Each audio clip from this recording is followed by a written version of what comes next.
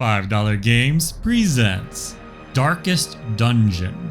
At the beginning of the game, it suggests Radiant for your first Darkest Dungeon experience, so that's what I selected, but I feel like it would have been better to do the Darkest difficulty, as that was the original one that the developers intended. The plot is that a guy got bored of living in luxury and thought it'd be cool to unearth the mysterious portal underneath his estate. That ended up unleashing horrific monsters that ended up killing everybody, but he ran away in maniac laughter before passing out. So it's much in line with the works of H.P. Lovecraft. Unable to bear what he's done, he's leaving the responsibility of the estate to you to go solve his problem.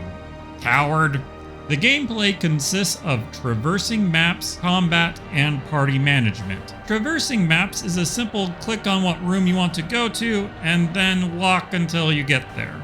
Occasionally there'll be a trap or thing that you can interact with, but it's not terribly interesting usually. Each map has a quest associated with it. I mostly saw endurance challenges such as exploring 90% of the rooms, and that's what determines your success or failure. If you have wood, you're also able to camp to use special camp abilities to help survive the place. Combat is simply choose which ability you want to use on whom. What's not so simple is the UI and knowing what each side effect does. Don't worry, there's a glossary for that, but unfortunately it's quite large. To help briefly with the UI, the damage an ability is going to do is located here and here, and likewise the chance to hit is found here. Items can be used freely and do not require a turn, but I didn't come across any that could heal, unfortunately.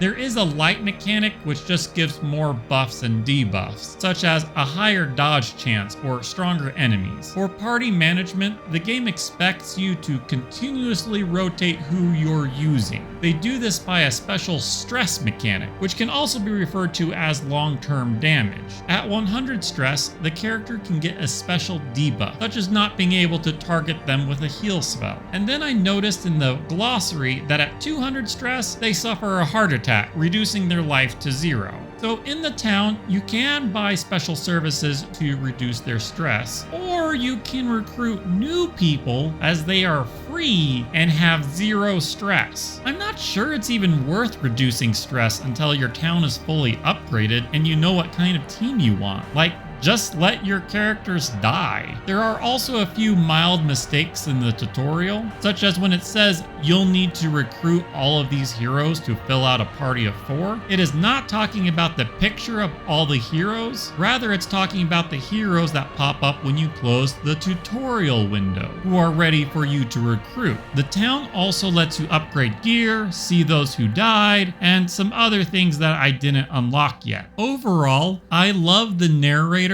the art, and the storytelling, but I don't like the combat UI, and there are several things that I want changed in the game. The constant crit and miss chances, not being able to see the turn order, managing the huge roster, not knowing if I'm screwing myself over in the long run, traversing the maps. And from what I can tell, all of that, except crit chance, is addressed in the second game. And I'm extremely pleased because of that. Like, really proud of the developers for evolving their game. So if you have the funds, I'd actually recommend picking up the second game, unless you want to go through both of them. Subscribe, I do 5 games each week until I get to 100 videos. That's a wrap for this game. Consider picking this game up instead of a torch.